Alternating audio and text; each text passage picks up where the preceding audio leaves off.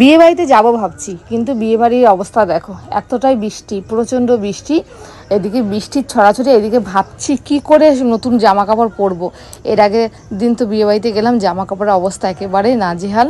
যাই হোক, বিয়ে বাড়িতে যেতেই হবে, বুঝতেই পারছো একদম সামনের বাড়ি, না গেলে নয়, যেতেই হবে, মান রক্ষা তো করতেই হবে। অনুষ্ঠানটা না আমার বর্ষাকালে একদমই পছন্দ না, সত্যি কথা বলতে।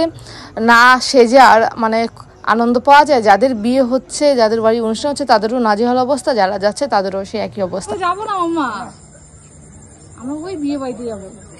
যাই হোক, এদিকে তো বৃষ্টি ঝমঝম করে পড়ছে, এর মধ্যে থেকে আমরা যাচ্ছি।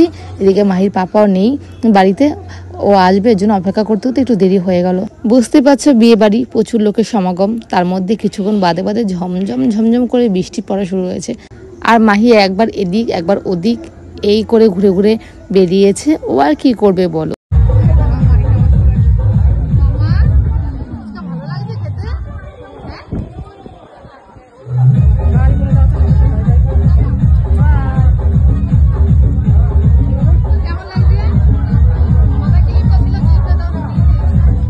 যাই হোক, মাহিকে মাথায় ক্লিপ দিয়েছিলাম, সেই ক্লিপটাও রাখলো না। ও মাথায় কোনো কিছু দিতে চায় না, বিশ্বাস করো।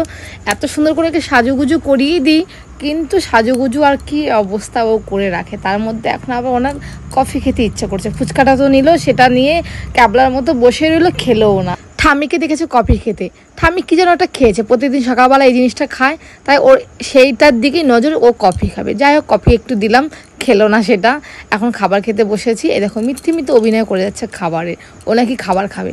খাবারে এখনও কোনো কিছু প্লেট দেয়নি, খাবার আসেনি, তাই ও অভিনয় করে দেখাচ্ছে এভাবে খাবার খেতে হয়।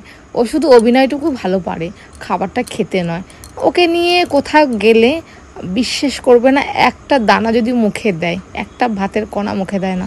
জানি না মাহি কতদিন এটা এভাবে করে যাবে, আমি সেটাও জানি না। ভালো লাগে না, কি বলতো, কোথাও গেলে না আমরা খাচ্ছি ও খাচ্ছে না, ভীষণ খারাপ লাগে।